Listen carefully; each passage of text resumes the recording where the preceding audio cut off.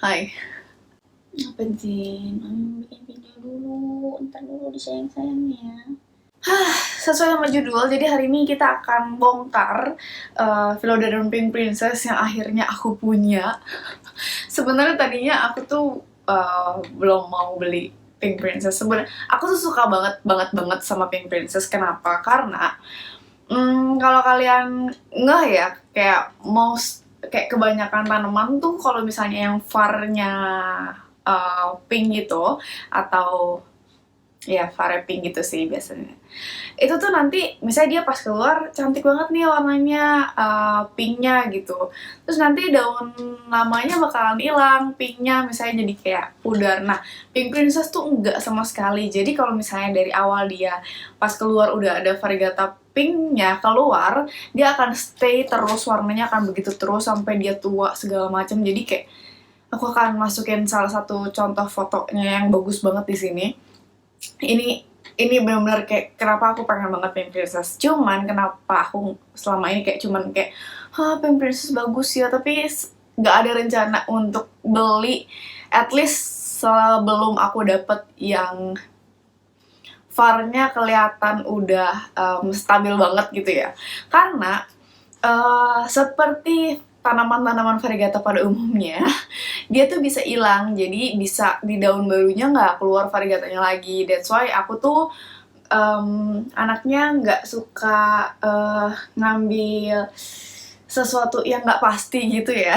Jadi aku takut kayak udah beli mahal-mahal sayang, terus ntar tiba-tiba varnya ternyata hilang gitu.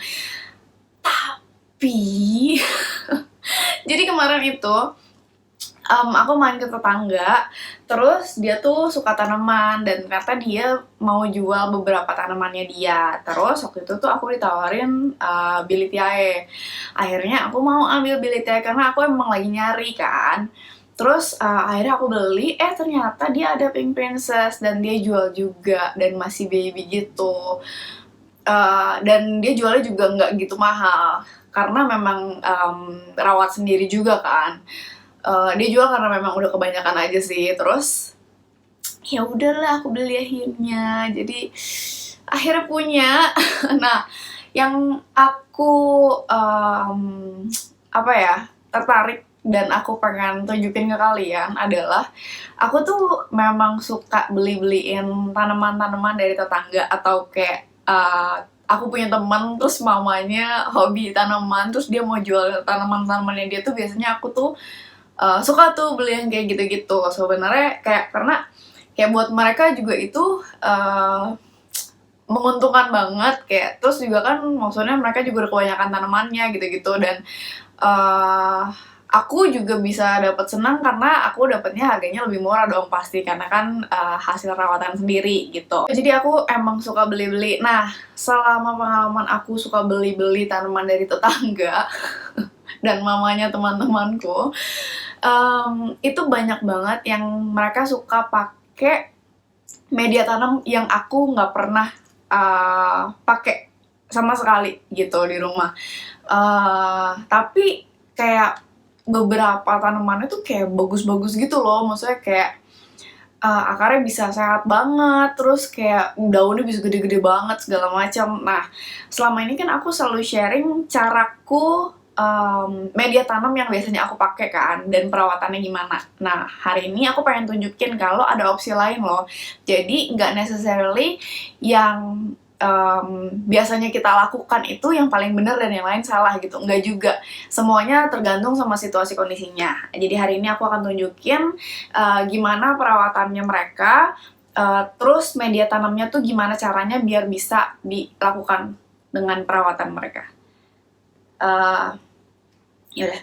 Nah, yang menarik dari yang aku beli ini adalah semua tanaman dia itu ditaruh di outdoor yang kena matahari dan kena hujan langsung. Tapi tanaman-tanamannya tuh kayak itu Philodendron Bilitiae, terus Pink Princess, terus kemarin tuh aku lihat dia punya apa ya, kayak Raven. Aku juga beli Raven juga di dia. Itu juga kena hujan langsung, kena matahari langsung. Pokoknya semua tanaman dia yang bagus-bagus, yang kita selalu sebutnya sultan-sultan gitu ya, dia biarin aja benar-benar kena hujan, kena matahari gitu. Dan sehat-sehat tanamannya. Jadi gak usah lama-lama lagi, kita langsung bongkar aja si Pink Princess-nya. Kita lihat media tanam yang dia pakai itu kayak gimana. Oke, jadi ini awalnya bentuknya kayak gini, terus si batu-batu pancawarna kalau nggak salah namanya. Ini aku buang-buangin dulu, aku pungutin satu-satu. Kalau udah tinggal dikit, baru aku tuang sambil aku tahan si tanamannya supaya nggak langsung kebrudul gitu loh tuh. Aku tahan. Takutnya kan kejepit sama batu gitulah kalau misalnya langsung aku tuang. Terus sisanya baru aku ambil satu-satu. Nah, terus abis ini aku siapin plastik buat alasnya. Baru aku tekan-tekan si potnya supaya media tanamnya tuh agak longgar. Jadi pas dibuka, pas mau dibongkar lebih gampang keluarnya gitulah. Terus ditahan dulu si tanamannya supaya nggak ketiban sama media tanamnya. Dan nih, abis ini ya, tuh lihat. Di bawahnya tuh ada batu bata merah gede-gede, 4 biji. Untung tadi aku tahan, kalau enggak kalian kebayang gak sih kalau misalnya langsung pluk gitu tanamannya ketiban sama si batu-batunya. Terus ada potongan koko chips juga tuh dikit, sama sisanya sih ini semua tanah merah sama batu. Terus aku bersihin, setelah akarnya bersih baru deh aku pot lagi ke yang menurutku lebih sesuai di lingkunganku gitu. Ini sudah di repotting akhirnya. Kepo deh, jangan kepo deh. Nyep, nyep. Ini tuh aku taruh di ininya kan. Kenapa aku tuh suka banget taruh yang di bening gini, karena kita bisa lihat kan akarnya tuh progresnya udah gimana, tumbuh subur apa enggak. Contekanku. Terus kayak metannya masih basah apa enggak. Terus kalau kayak gini tuh lebih enak gitu, kayak kalau udah ringan, oh oke, waktunya siram gitu. Terus juga ini kan masih baby, masih kecil gitu kan, kayak aku pakai Jeko. Aku pakai pot yang lebih kecil biar akarnya nggak busuk. Terus bawa dalamnya aku kasih gini gitu. Cuman biar cantik ya udah aku taruh lagi di pot terakota gitu. Nah, kayak yang kalian lihat tadi, jadi ini tuh sebelumnya adalah campuran tanah merah sama batu dicampur semua gitu, tapi bawahnya ada apa ya, aku lupa. Ini tuh aku udah repotting kemarin lusa, ya itulah yang kalian lihat gitu ya. Nah, akarnya bagus banget banget banget banget, dan nggak ada yang busuk sama sekali. Ini juga sama kayak Bilitiae yang kayak aku bilang tadi. Di tempat yang sama aku juga beli Philodendron Bilitiae kan. Pas aku bongkar, itu akarnya bener-bener sehat banget, gak ada sama sekali yang busuk. Dan dia tuh pakainya kayak di dasar potnya itu pakai batu bata gede gitu, batu bata merah. Terus bener seluruh potnya dipakein tanah merah sama batu, udah itu doang tok. Cuman potnya gede-gede, ya jauh lebih gede daripada selera aku yang pasti gitu. Pegel juga ya megangin terakota. Nah, kayak yang tadi aku bilang, jadi udah beberapa kali aku tuh beli tanaman hasil rawatan pribadi itu selalu pakai tanah merah. Kalau kalian pengen pakai cara yang sama, aku bisa kasih tips dari yang aku lihat selama aku bongkar tanaman ya. Pakailah cara yang hari ini kita lihat. Jadi benar-benar semua semua tanah merahnya dicampur rata sama batu atau styrofoam gitu-gitu. Jadi benar-benar tanah merahnya tuh lebih dikit dari, nggak gitu juga sih, pokoknya rata. Gimana ya? Kayak 50-50 gitu kali ya. 50-50. Terus di bawah potnya dikasih styrofoam atau ya kayak yang di Bilitiae pakai batu bata merah juga bisa sih. Intinya biar dia tuh ada aerasinya di bawah pot, jadi nggak apa namanya, si bolong-bolongan si lubang potnya tuh nggak ketutup sama si tanah merah gitu. Soalnya ada cara lain yang pernah aku bongkar, yaitu benar-benar di bawah pot, di dasar potnya dikasih batu atau styrofoam, dan di atasnya dia pure tanah merah. Nah, dari yang kayak gitu aku lihat tuh banyak banget akarnya yang busuk maksudnya akar sehatnya juga banyak, tapi akar busuknya juga nggak kalah banyak gitu dibandingkan yang sama tadi kita bongkar nih si Pink Princess yang akarnya sehat banget gitu. Jadi kalau kalian pengen pakai tanah merah, menurutku itu cara yang baik. Nah, kalau memang kondisi di rumah kalian itu sirkulasi udaranya bagus, terus mataharinya juga lumayan oke, kalau kalian mau nekat kasih dia kena hujan langsung, nggak masalah juga sih, karena ya kelihatan dari si Philodendron Bilithiae sama si Pink Princess sama kayak Zizi Ravenku juga semuanya survive dan itu kena matahari langsung. Kadang-kadang kena matahari langsung tapi kayak ketutupan sama pohon gede gitu. Terus mereka tuh kena hujan langsung tapi sirkulasi udaranya bagus banget gitu. Cuman ya itu gimana ya? Mungkin kalau misalnya tanaman kalian sebelumnya nggak terlatih di situasi kayak gitu, ya mungkin kalian akan butuh adjustment dulu. Pokoknya dia akan adaptasi dulu, jadi jangan kaget. Tapi kalau misalnya memang kalian pengen pakai cara kayak gitu, ya resikonya kalian harus siap untuk terima juga gitu. Kalau aku senangnya main aman, jadi aku semua yang kena hujan tuh bener-bener metannya, aerasinya bagus banget gitu. Nah, aku tuh suka bercanda sama teman-temanku kayak kita tuh selalu bilang kayak tanah merah tuh sesubur itu sampai kayak seolah-olah ajaib gitu loh, karena semua tanaman-tanaman yang kita temuin yang dirawat ditanam pakai tanah merah itu tuh selalu bagus banget gitu, kayak akarnya bagus, terus kayak rimbun banget, terus tanamannya juga daunnya gede-gede. Kita tuh selalu bercanda kayak tanah merah tuh kayaknya punya sesuatu yang ajaib gitu loh, mungkin saking gemburnya, bukan gembur, saking suburnya kali ya, jadi bener-bener tanaman tuh mungkin happy juga. Nah, kenapa aku tuh secara pribadi nggak suka sama tanah merah? Karena yang pertama, tanah merah tuh buat aku kayak kotor gitu loh, karena biasanya aku repotting nih pakai tanah merah. Biasanya tuh kayak aku punya alas repotting itu tuh sampai kotor banget, susah banget dibersihinnya kalau pakai tanah merah. Itu pertama kenapa aku nggak gitu suka tanah merah. Plus kan aku mau tanamanku ditaruhnya kan sebelumnya indoors, hampir indoor semua sempat.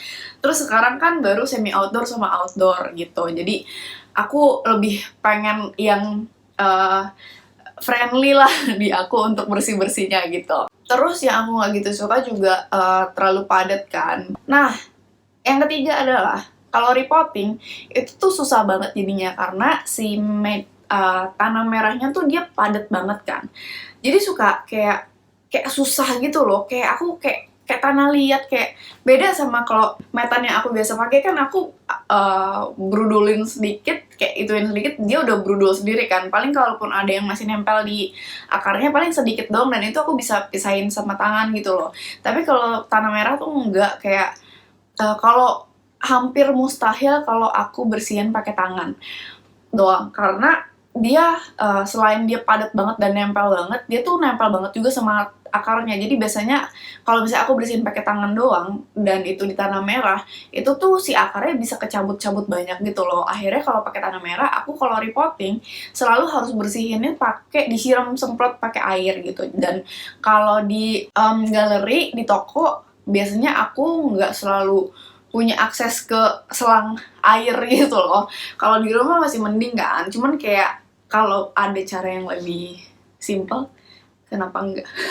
Nah, terus yang terakhir, biasanya aku merasa kalau tanah merah itu selain yang tadi 3 yang aku sebutin, kayak dia tuh lebih berat. Nah, aku tuh biasanya terutama untuk pot-pot yang pakai pot putih, jadi nggak yang bening, itu kan aku nggak bisa lihat ya dalamnya masih basah apa enggak. Jadi biasanya aku tuh tahu kapan dia waktunya disiram tuh pakai, jadi diangkat potnya gitu. Kalau misalnya udah ringan, baru aku siram, berarti media tanamnya udah kering gitu. Nah, kalau pakai tanah merah biasanya dia akan tetap kayak berat-berat aja, lebih susah buat aku untuk tahu, oh ini udah waktunya siram air nih, oh ini belum gitu. Nah Ci ya, tapi yang bagus warnanya cuma ini doang satu, terus ini daun paling barunya nggak ada, kayak cuma ada titik-titik doang gitu, tapi dia udah langsung lahiran sih. Aku juga cukup terkejut. Ternyata pink princess itu tumbuhnya cepet banget ya. Jadi kayak ini yang ininya belum belum keras dia udah keluar lagi. Dan aku tanya ke teman-temanku yang udah punya duluan juga ternyata pink princess tuh tumbuhnya lumayan cepet. Jadi kayak semoga abis ini dia farnya keluar menor ya. Jadi tuh lihat pinknya bagus banget ya tuh. Sudah. Ya udah itu aja video hari ini.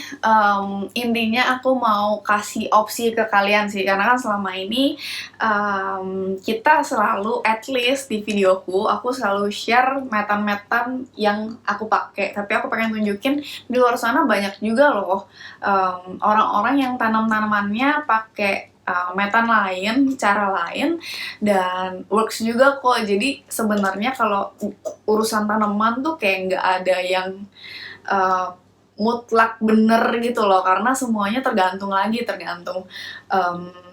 cara kita ngerawat tanamannya, personality kita. Kita tuh kalau nyiram tanaman tuh orang yang suka nyiram terus atau yang suka yang jarang-jarang nyiram. Terus kayak penempatannya udah ya. Terus iya udah itu aja deh kayaknya. Ya udah, thank you for watching. Semoga video hari ini berguna buat kalian. Jadi mungkin kalian bisa eksperimen juga kalau kalian tertarik. Kasih tahu aku hasilnya gimana. Mungkin kalian punya tips-tips. Oh kak, ternyata kalau misalnya caranya pakai tanah merah terus digini-giniin, ternyata hasilnya lebih baik gitu. Komen di bawah biar nanti yang lain yang pengen coba juga bisa ikutan dari saran kalian. Oke, itu aja. Thank you for watching and see you next week.